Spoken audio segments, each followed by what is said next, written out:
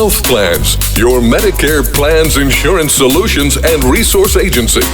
We have a variety of plans and products that fit your needs, benefit requirements, and budget, with many low or no-cost premium plans, zero co-pays, and much more.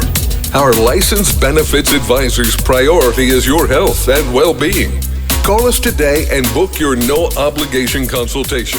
1-929-367-5269.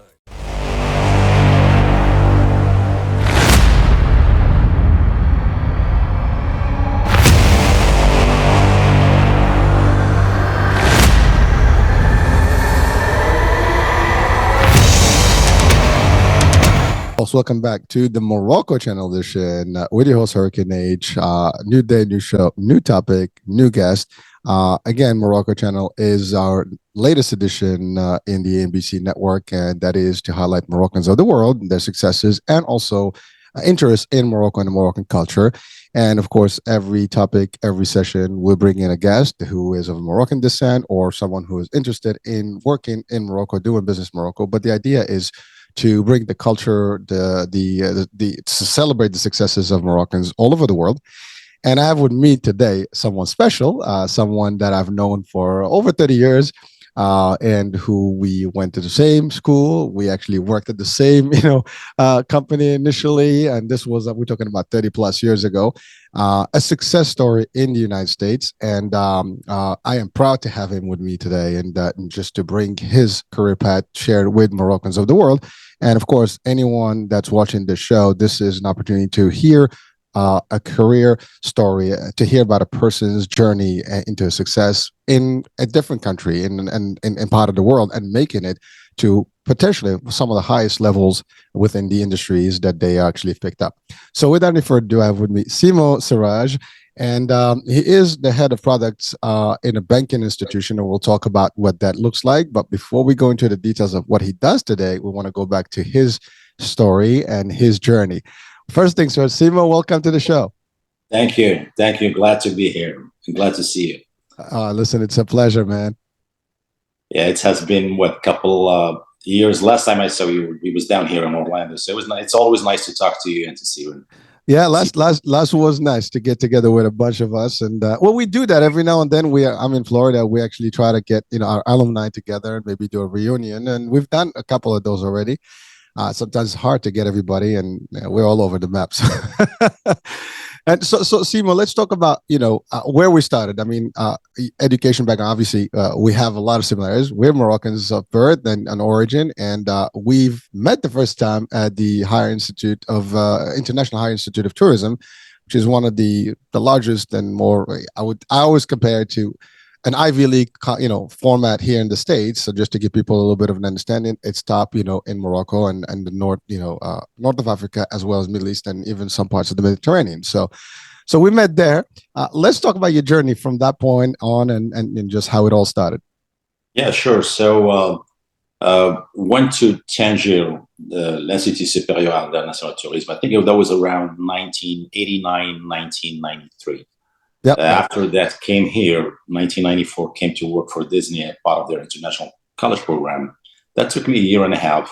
From there, it was just a transition period where I started looking for colleges to finish my education. UCF, obviously, since Disney here in Orlando, I ended up looking at a few universities. One of them was University of Central Florida. So that was my first program. Since my degree, it wasn't a full year degree, so I had to retake some classes. Finished my bachelor there, and then went to work for an investment company. These are the mid 90s, so there were a lot of dot-com companies, the bubble of the stock market. I was working for a trading investment company, and I took the opportunity to go back to school with them because they were financing my education. So I worked with them a year and a half, maybe 2 years. After that, the stress level was too much, and I couldn't juggle between my day job and school. So I ended up going back to school full time, finished my master's, and I got my first job out of a regional bank, Crustar, that was bought by Centrust. And I stayed with Centrust until I think I spent maybe 12, 13 years with them. Took different roles. They were nice enough to pay for all my education, and I ended up finishing my CPA, Certified Public Accountant, with them. I started just an entry-level position, financial analyst, and moved from there to different roles. Was mainly on the card division. So that was back then, a lot of banks, they created a separate division for the card operation for tax reason and also for legal reasons. So I was working in that division of Centrust. From there, I started moving up to different roles. The last role I took with them was the CFO, their Chief Financial Officer, before we sold the portfolio to MBNA. We sold the consumer portfolio to MBNA. We sold the merchant service to First Data. And the company became too small. So I moved to the real banking or the true banking, because card division is just a separate, usually it's just a separate area within the bank. I moved to the core banking, which is deposit and loan. And I moved to the commercial real estate, acted as their chief financial officer for the commercial real estate division. We moved that book of business from 3 billion to 12 billion. This is the growth of all the commercial real estate. So we were selling a lot of commercial loans. And then the 2008, 2009 hits. And so we had to convert all the commercial relationship managers to special asset officers, or shrank the portfolio down to minimize the bank exposure. At that time, it was too stressful, because obviously a lot of the clients that we were helping and lending, you become their collection. So a lot of the relationship manager left the bank. And at that time, a friend of mine called me out of Fifth Third. He was based out of New York. He said, hey, there's an opportunity to move to a Midwest bank, Fifth Third.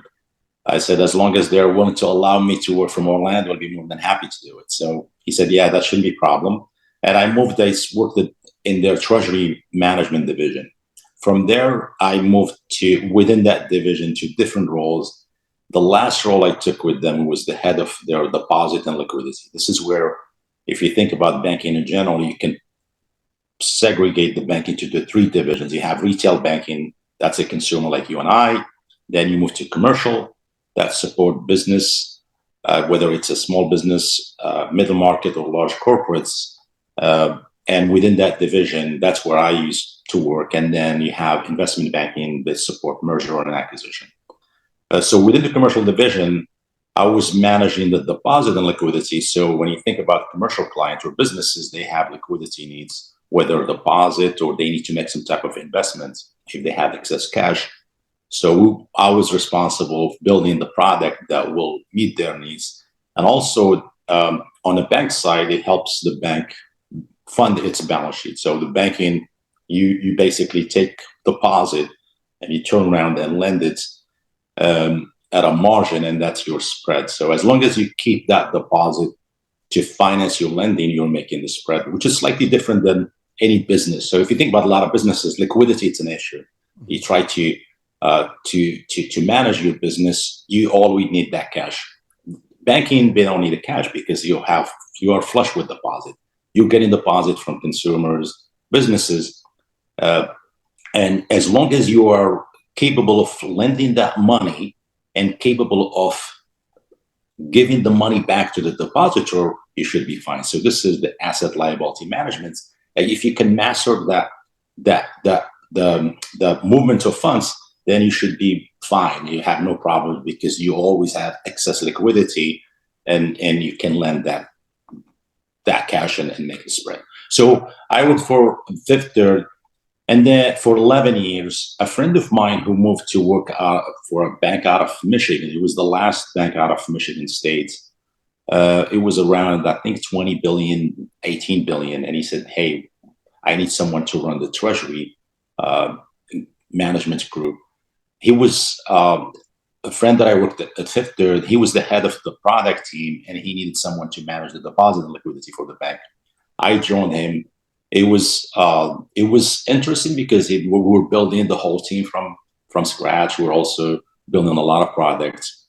From there, we start acquiring other banks. We bought another bank, TCF Bank, which made the bank a 50 billion in assets, and they had footprints from the east all the way to Mississippi. 50 billion in less than a year. The bank ended up being bought by Huntington Bank, which is a large regional bank out of Ohio, Columbus. When that bank bought us, they offered me the role to be the head of their deposit and liquidity, which is the exact same role I had at Fifth Third. And I did that role for a year. And same thing again, someone who I knew from my days back at Centrus reached out to me and they said, hey, there is a bank out of Florida. We grew so fast and we reached a point where we need to start building our commercial division, and we need to start introducing a product that meet the commercial client needs. So when he called me, it was attracted to me because for multiple reasons. First, it's building a whole team from scratch, building a whole product, and that's fun. I mean, that's the fun part of the work, because when you start building all these new solutions on the treasury side, this is where you see a lot of the fintech, a lot of the technology, and a lot of the innovation side of the banking. It's not just deposit and loan. This is more where we start talking about payments, the different channels where you can make payments, the different way where you can move data between the clients. So it's more techy a little bit, but also has that banking component. So that was very attractive to me because it was an extension of, okay, I'm taking my knowledge in banking and couple it with the technology side. So I joined them, and the goal is to build up the whole team. So I'm in the process right now. I hired a few folks, and the process is to grow the whole team, and we have a whole suite of product managers and product analysts. And then we'll start introducing new products to meet the client needs. And so basically, when a lot of these banks, when they reach that 10 billion threshold, they are more. So if you think of a community bank, they are focused on retail or consumer. They reach the 10 billion. From a compliance perspective, it doesn't make sense to stay within that threshold. So we have to grow to a higher level. And there are two ways to do it. Either you keep acquiring other banks, or you have to move to the middle market and you start targeting businesses where you make more money, because that's where you charge more fees on the TM side. And that's what we're doing. So that's the strategy to keep growing. We're actually doing on both sides. Keep acquiring more banks. And that's why you see me traveling all the time in different regions in Florida.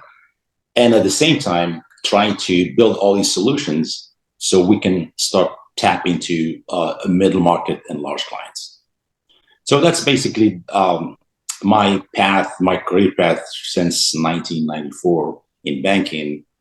So that's basically what's and ended up being here now. So right now, I manage the product team at the Seacoast Bank. Well, Simo, first of all, that's you crunched in, not almost 28 years in a very short, time frame here. It's a lot of information. And first of all, I just, I'm in awe because I'm listening to all your success, and you talk about some big terms and you're making it sound very little, but it's powerful stuff. I mean, you talk about managing portfolios and billions of dollars over the course of your career path. And I'm talking about large institutions and banking, companies that they're really affecting, millions of lives of Americans. And I'm not even sure if some of those banks actually operate, worldwide, but it sounds like it's a huge stuff. And, we just want to break that down a little bit, from the beginning to today. I mean, that's a great, range of things. And so I want to just go back a little bit to the initial, days in terms of the part of the education piece and the type of path you took there to get you into the banking. Or was that, so the first question is, was that intentional? Did you plan to actually get into the financial piece? Because I know your background originally was in hospitality, but it was in the financial, I guess the business side of the hospitality, and then Was that, I'm assuming that was the part of it. So you, in terms of French, c'est gestion hôtelière, and that's what in the institute, right? And I think you went to the next level, and then you came here, and then you after working at Disney, you went into this education platform, the UCF or any of the other universities that you attended. But the selection was to do an MBA, I'm assuming, right? That was the if I'm not mistaken, correct? Yeah. So my interest in finance was actually even before l'Institut Supérieur International de Tourisme, because that was my high school was in a specialized high school. Nice. So in Morocco, I went to a technical school, Les Orangers in Rabat, which it was one of the few technical schools where they actually early in high school they focus on specific tracks, either finance, accounting, or architecture. So I took the accounting track. And then after my graduation from high school, there were two options, either to go to a school out of Casablanca, which has a focus more on finance, or out of Tangier. I ended up picking Tangier because of the environment. It was more fun.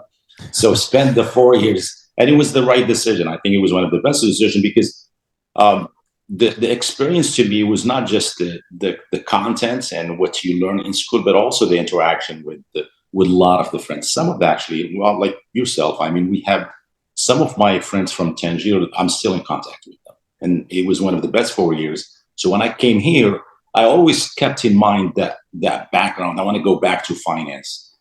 So when I worked for Disney, less than 6 months, I started looking at options. What do I need to do to go back to school? And I was definitely going back to a business school, whether it's finance or accounting, something that takes me back to my roots, which is to me was the finance track, not the business, not the tourism track.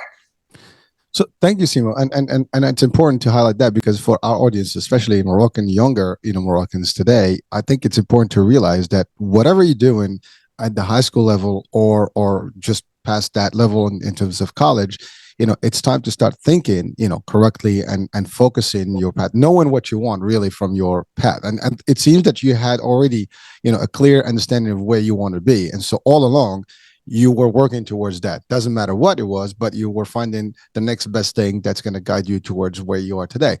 And so that's a big point for our folks out there, because anywhere in the world, actually, that's an important piece. But for the young Moroccans, we want to encourage them that they need to understand what they want first, and then they have to set a path. And it's going to be a lot of different movements, left and right, whatever. But the idea is you have to set that foundation. Sorry, you wanted to say something? Yeah. No, I was just going to say, in high school, you don't know what you want. So it wasn't like I knew exactly what to do, but I knew I liked numbers. I love that. Yeah, so I like numbers. And to me, all the math and science classes were fun. So it was like a challenge, almost like a game. So every challenge. So I kept looking for that challenge. So every problem to me was like playing a game, and I kept seeking, because there was a reward and a satisfaction that I found by taking those classes, and that's what. So it wasn't like a career. Hey, I want to go back to finance or do. It was just mainly I want to go back to that environment where I can be challenged mentally. And I knew for some reason I found a way that's a methodology that I can learn the system and earn that content much better than other things. So, and back even in high school, some of my professors, they said, hey, you're good at this stuff. And with their motivation and trying to incent me to go further. And actually, that was one of the reasons, because one of my professors said, hey, listen, I think you will do well if you stick in math environment because you are good at it. So I kept just looking for paths or ways to go back to that math classes and learn more, because it was a fun. Well, thank you for that. But that, I would call that almost a sign. I mean, you start finding yourself in an area, and that's the main important. I mean, maybe you didn't know exactly it was going to be finance, banking, but you knew what your area would be and where you enjoy yourself. And I think that's important. People have to kind of like sometimes some people are into literature. They love to read and write. Then you know where you need to be. And early on, I was in science and and biology, and I almost literally, I mean, I was registered to military medical school, but I didn't do it. I wound up with you in Tangier for the fun stuff. But the idea is that everybody has a different angle. I was always talkative, so hospitality was like a natural fit for me. So that's one thing. But everybody is different in terms of that. But at the early on, there are signs, right? Everybody has, like, if you're a parent right now and you're a younger person that's aspiring to the future, and you're probably watching the world's success stories. And today with social media, we see a lot of that. Everybody is looking at these, people with beautiful houses, cars, billionaires, millionaires. Everybody wants to be there. But it starts at a certain point to understand you and understand where you are at any given point. You were young enough, but you already started realizing, like, you had the passion for numbers. And numbers, you can be a mathematician, you can be an accountant, you can be in the finance. I mean, the numbers are also they have their own drive. But you took it upon that. Now, one thing led to the other. You graduated from the institute. You came to Disney. That's an opportunity that opened up the doors to the States, and also a whole different. I mean, that was an experience on its own, and we can take a minute about that. But I know, working in Disney was also a lot of education in a way, because the way the operations, and you can see how those park themes and how they operate. I mean, one of the largest corporations in the world. And even them, they run a big business opportunity and a lot of numbers there too. So doing that, and then finally finding the next path in education, and therefore you went to finalizing your credits here because of the moving from one country to the other, the education may be equivalent. Yeah, so you had to actually make that complete, and then you went to a full MBA program or master's program. And it was in the finance. And then, so now that was kind of like clear, in the finance, you're in the banking. Then you went to CPA. Now for our audiences, that is probably one of the toughest, tests that you can take, an exam that you can take nationally, in the States. I mean, a lot of people actually have this stuff, but not everybody makes a CPA. If you don't mind, can you just guide, some of our, listeners and viewers today, like what that entails, to actually become a CPA? So when I went back to school, my track was it was an MBA, general MBA with a focus on finance. And finance, it's abroad. I mean, you can do a lot of things with a degree in finance. You can work in banking. You can work in any institution. It is any for-profit institution. To be honest with you, you would be able to work there because there is a set of skills that you acquire through that program. So when I worked and I started working with Centrust, we had the tuition reimbursement program, and they were willing to pay for my college. So even after I finished my MBA, I found I was in finance, and since I was moving up, I was at some point the controller, and to move to the next level, which is the CFO for the bank card division, I had to get the broad knowledge of accounting. And so I went back to school to get a second master's, and that was a master's in accounting, just to get the general knowledge of the accounting. And that was one of the best decisions I made. And since master's in accounting give you enough credits to sit for the CPA, I said, what the heck, I'm taking the classes, so let's go ahead and apply for the CPA. And I took the exam. I didn't need the CPA certification, to be honest with you, to do what I'm doing, because I was actually going to go work in the public sector. So you need a certification if you're going to become an auditor or you open your own practice as a CPA. To me, I was working for a corporate environment. It's nice to have the certification. Sorry, I got to charge the phone. All right, no worries.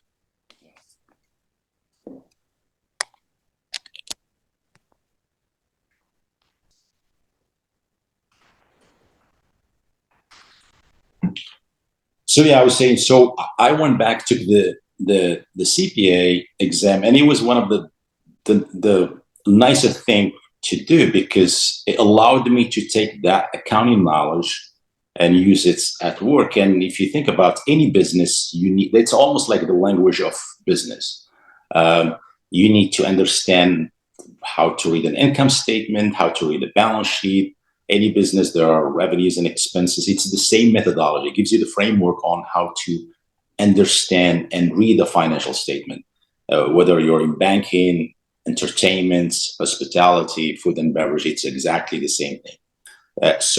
And that knowledge actually allowed me to move to other areas within the bank. So when I moved to the commercial real estate, it was also applying some of that knowledge in accounting and finance to businesses, because when you're in a lending practice, there are some ratios. And if you think about it, the ratios that the underwriters take, they are trying to see if the business will be able to make the payments, and what the decision or the ratio that they're using, those are based on financial statements that are following accounting rules. So it gives you that knowledge, and you keep adding on the top of it. So, and that's how I ended up in the commercial real estate. And then you move to other departments, you learn more, but it's almost like you keep adding to that knowledge from the basic or the foundation, which is the accounting side of it.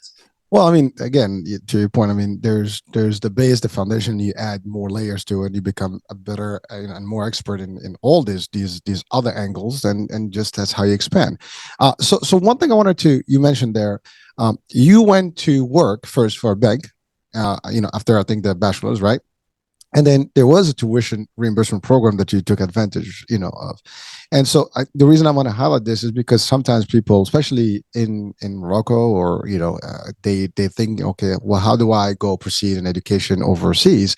Because we know how that works. It's not easy, to get into another country and then apply, and the cost is high.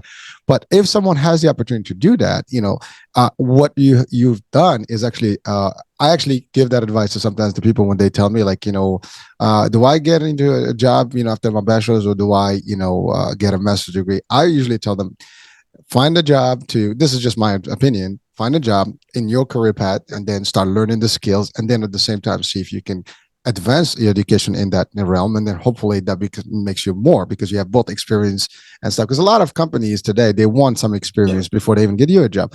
But the advantage you had is that you seek the company that had the ability to invest in you and your education, and I think that's available in the States for a lot of opportunity. A lot of companies do provide that as a benefit for employees.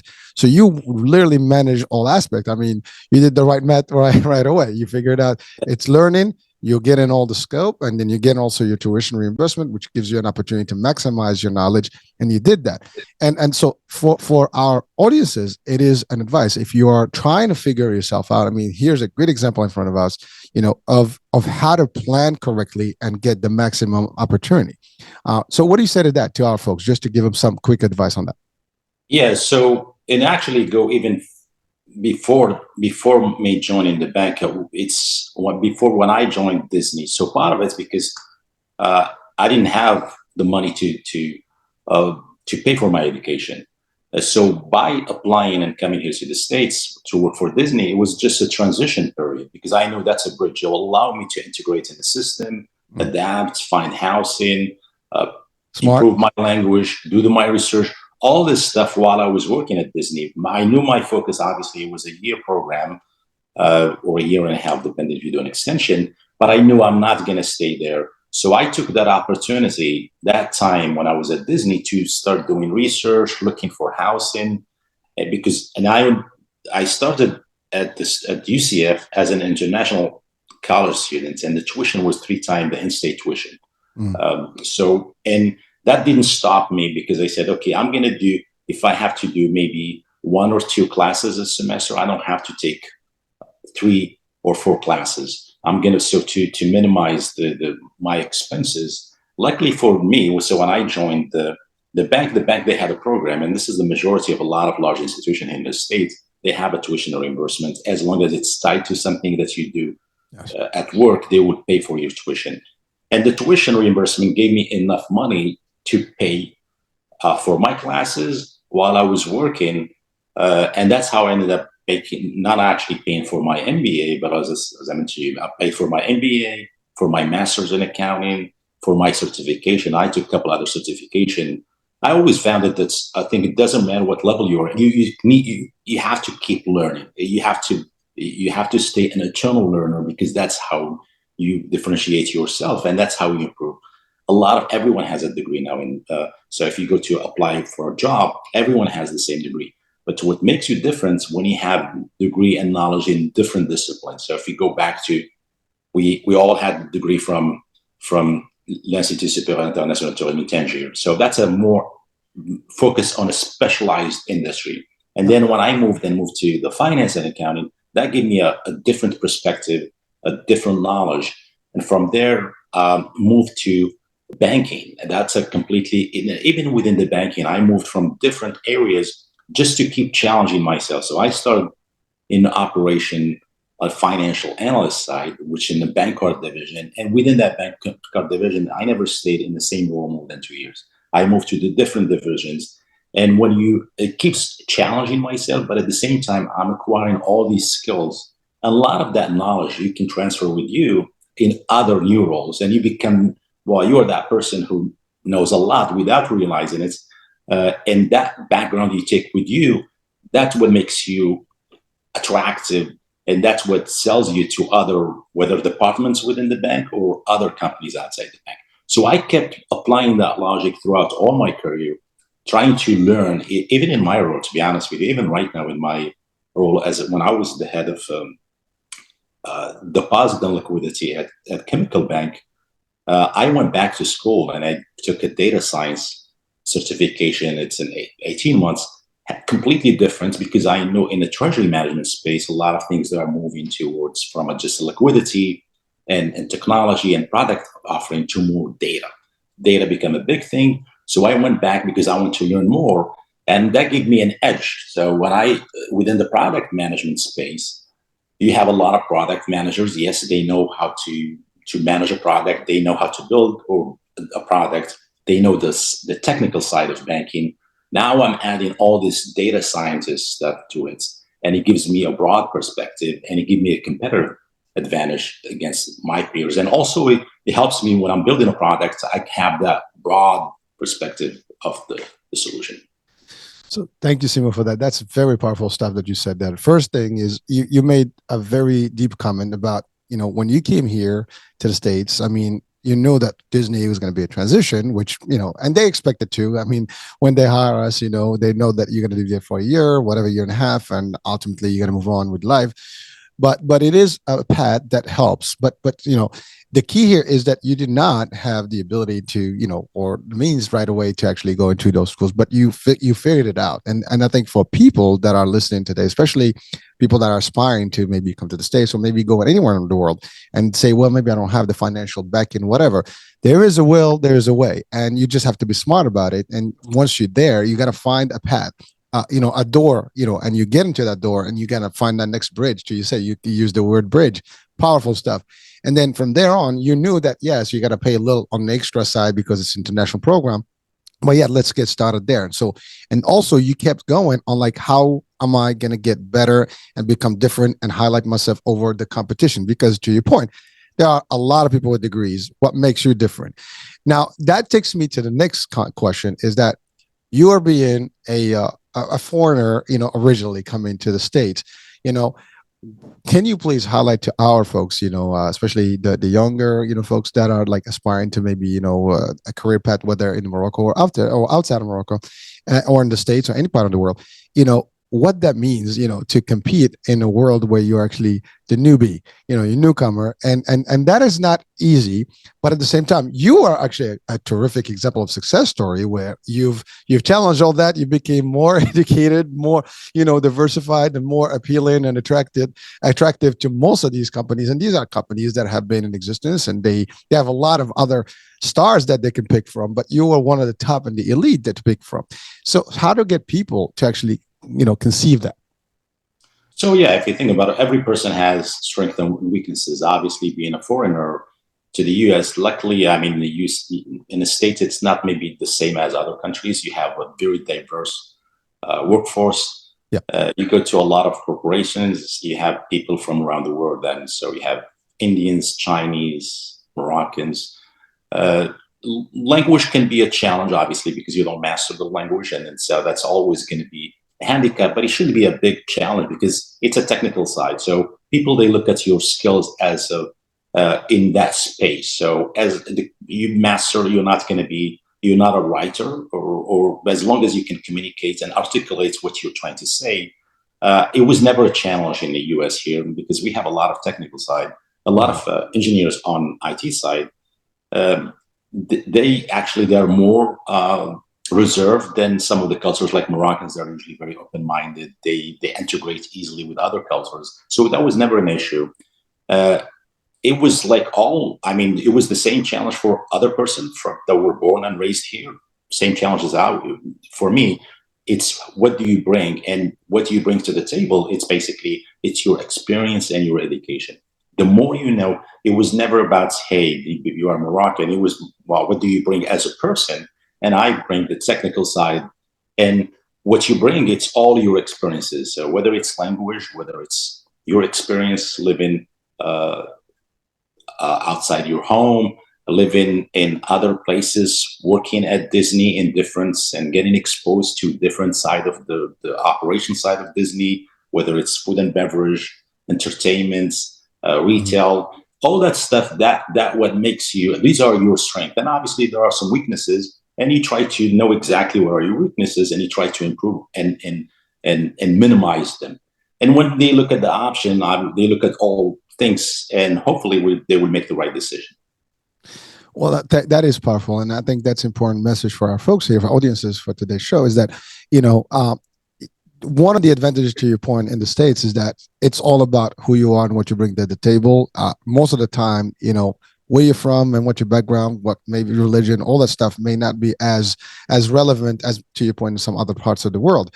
But so for people, don't get discouraged of who you are. Just make sure that you prove who you are by your education, your expertise, and what you bring to the table, and don't sell yourself short.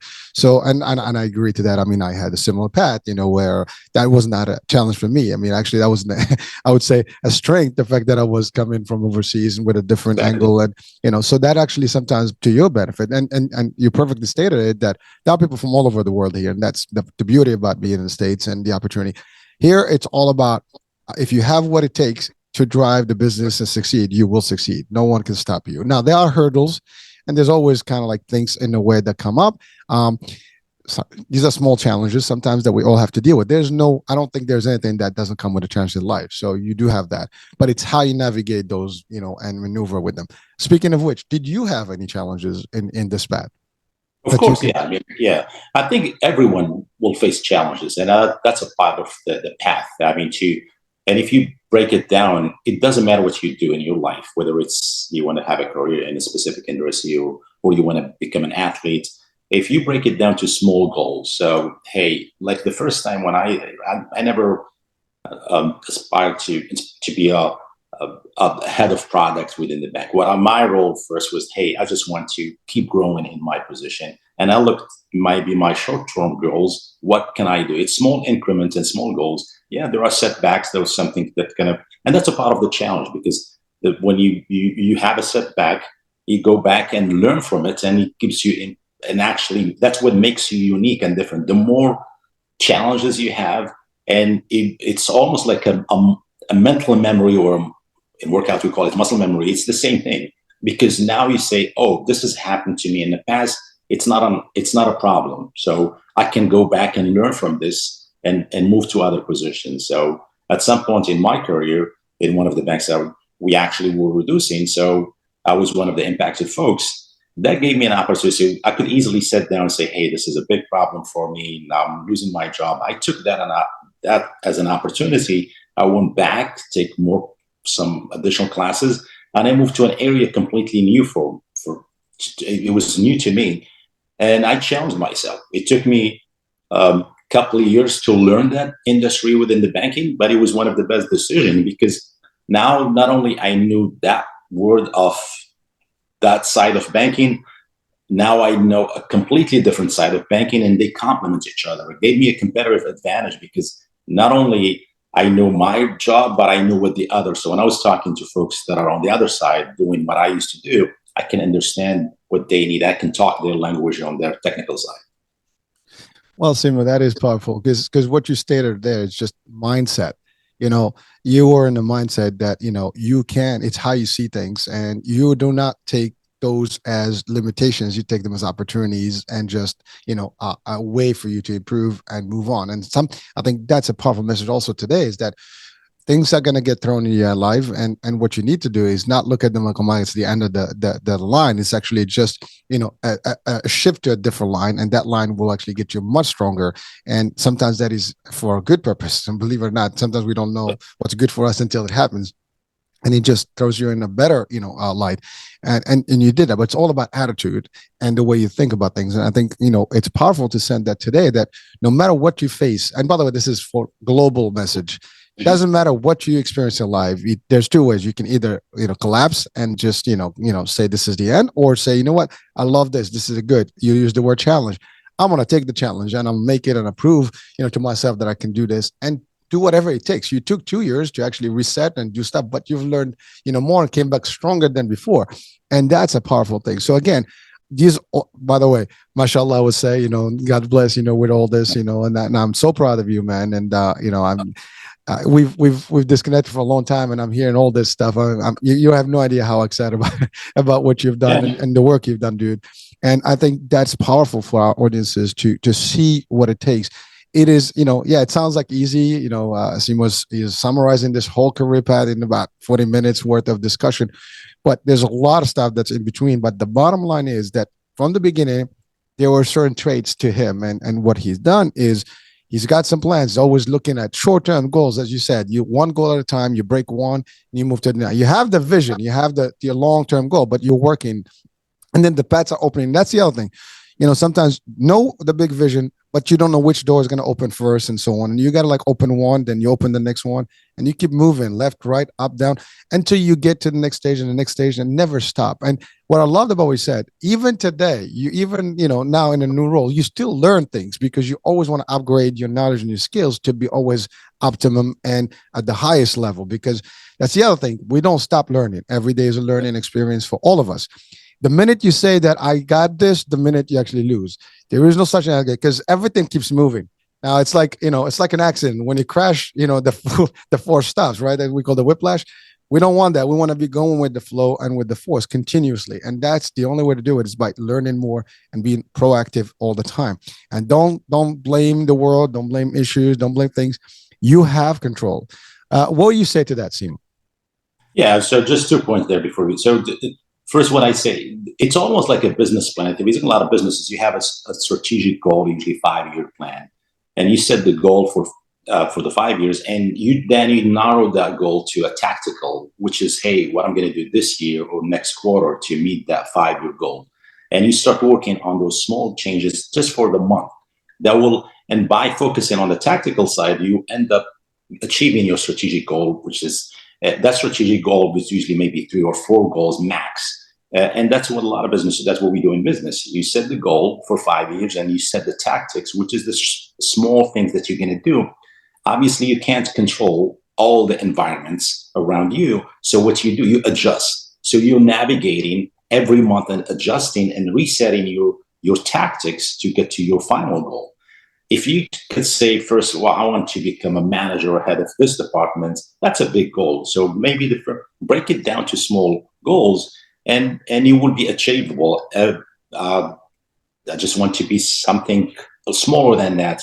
And by the way, when we say learning, we're not talking about just formal education, going back to school. It doesn't have, you can learning, it means just picking up a book or listening to something, to a podcast, or having a conversation with someone who is more knowledgeable in their expertise. That's what I mean by learning. It doesn't have to be the formal structure, because we all know we have families. And so I do go to a lot of conferences, and I pick up the phone with folks from different areas and just talking, listening to them. You don't know how much you can pick up from just talking to people and try to absorb that knowledge. That's what I mean when I say learning. So that's the other points I want to make about the goal and trying to stay focused. And finally, to me, it's it doesn't matter your goal in life. If you pick something that you like and you work hard, you will get there. especially here in the US, yes, there are limitations maybe in some other countries, but I think if you start small and you work very hard and there is the desire, that's why when you asked me first, hey, how did you pick up banking? I said, it just because I love the numbers and so I stayed within my space. So someone may like soccer or may like music. If that's what you like and that's your passion, go for it. And just small increments and until you will get there at some point. If you put the hard work, you will get there. I love it. I love it. And that's the bottom line. I mean, there is nothing easy and you have to put hard work. And I love what you said about knowledge.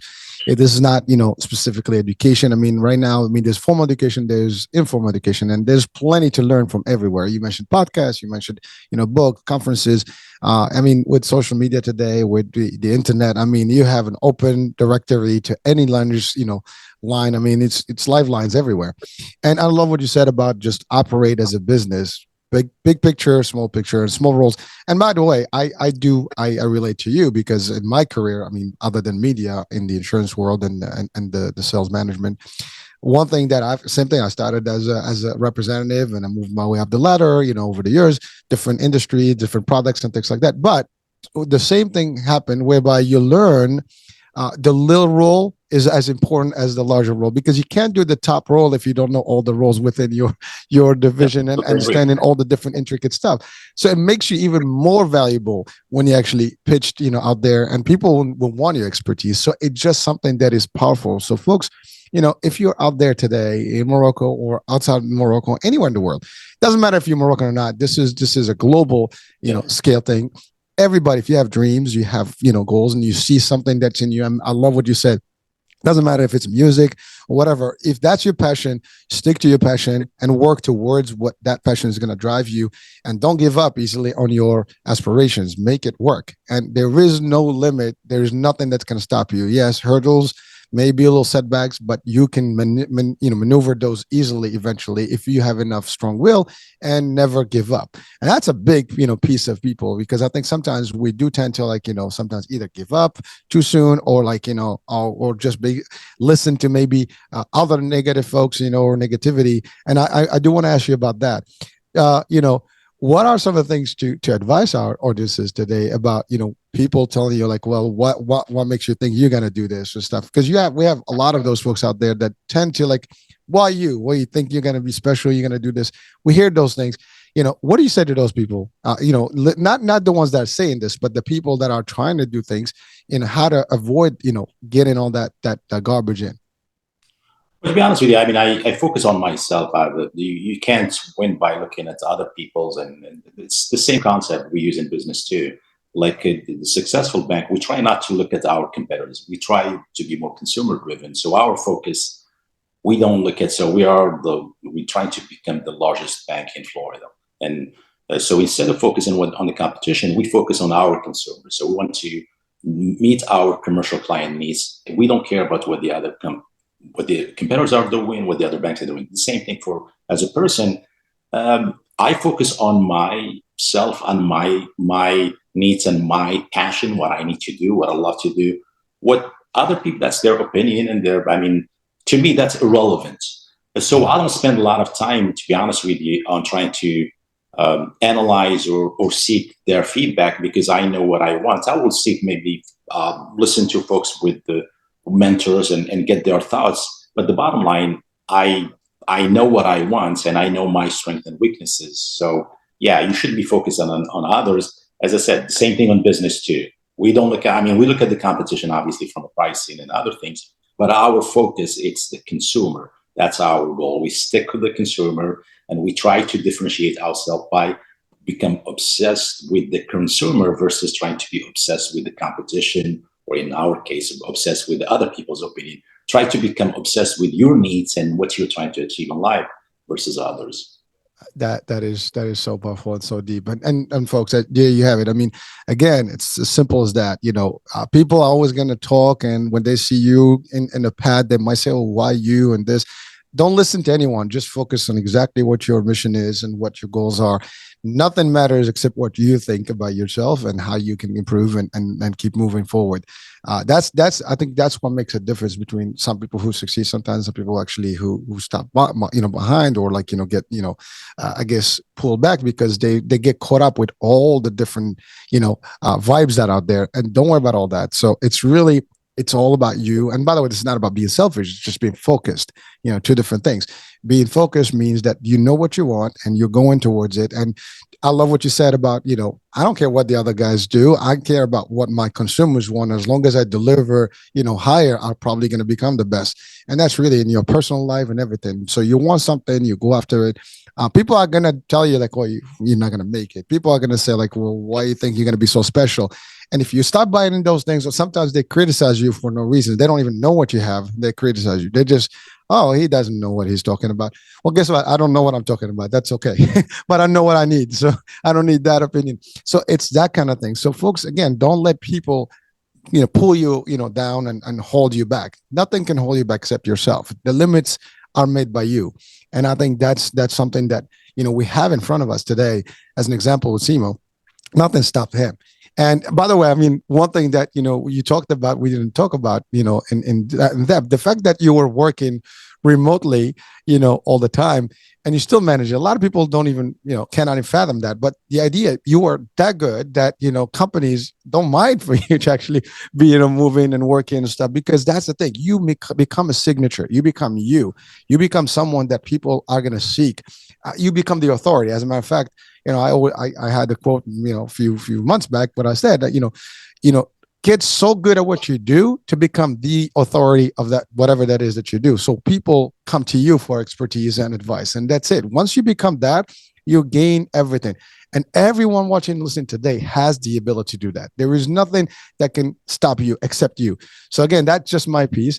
Simo, so we're coming out to the end of the show today, but if you can just give some nice advice to our younger audiences, and by the way, all audiences in the world, like, advice in terms of business path and just, mindset. What would you say to people to keep them motivated and engaged towards their targets and goals? Yeah, to be honest with you, I mean, bottom line, you have to manage from a professional side, or you manage yourself as a brand almost. So you are a brand of yourself. So what I mean by that, in your interaction with your colleagues or the people around you, vendors or customers, you want to treat them nice, treat them the way you want to be treated, and you want to work very hard, and you would pay back. So going back to the remote thing, I mean, it wasn't easy, but I put the hour. So I worked very hard, and I built that brand recognition within even if I'm remote, I'm working as hard as someone in the office. And so you just have to work hard and keep your brand, meaning, well, I'm going to treat everyone the same I want to be treated. Not just because I have maybe this position or this role, then I'm going to treat people differently. And that pays back. I think that has a long-term effect on your career and you as a person too. And I apply the same thing in my life too. So, it doesn't matter who I'm interacting with. I try to treat them the way I want to be treated. The advice that I think it will be helpful to someone, whether Moroccan or someone maybe going back, I would say just pick something that you like and keep working hard at it. You will get there. It doesn't matter how hard. The fun and the enjoyment is actually going through all that process. It's not the final destination. To be honest with you, if I have to go back, I won't mind going through the whole process. One of the best years were at Tangier or back at Disney. So that was the fun. And even the years back at college, at UCF or other university I attended, it was that time, the crunch time, the late nights, spending hours at the library and so on.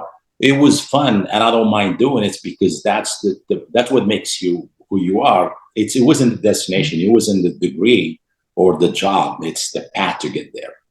It's the journey, and you enjoyed every part of it. And that's Exactly. That's very powerful, Simo, because if you don't enjoy every step of the way, you get bored and you get tired and you'll get, basically disappointed in that, and you can, crash.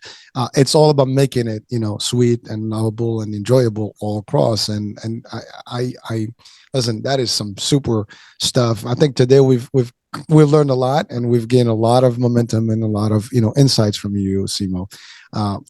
Like I said, I'm proud of you, dude, and then it's real an honor. No, it's same here. I mean, thank you. I mean, it was fun. I enjoyed the conversation. It's always a pleasure talking to you. And yeah, if there is anything that can help, definitely please reach out to me. And hopefully, next time we'll get to see you down here in Florida. So that's it. We bring all the guys together. We'll spend some time. I think it's time for us to do another reunion. Yeah, we should. Yeah. But listen, I mean, thank you so much for your time. Taking this hour and really giving so much good and value to our audiences and listeners worldwide. And it doesn't matter what background. Although this is the Moroccan channel, this is just to kind of give some input to our younger folks around the world that actually want a path. But it's also for anyone that's watching and listening today. This is the same rules apply for everybody. If you do exactly what we talked about today, it doesn't matter what your background is, doesn't matter who you are, you can. And again, it might vary depending on where you are in some circumstances, but the variances are just simple little hurdles or setbacks that you can still navigate and maneuver. So don't let those, stop you.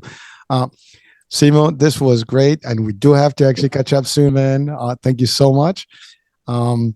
Folks, it's been real. Thank you so much for watching. This is Morocco Channel with your host, Hurricane H, and we'll be talking soon. New day, new show, new topic. Bye for now. Thank you.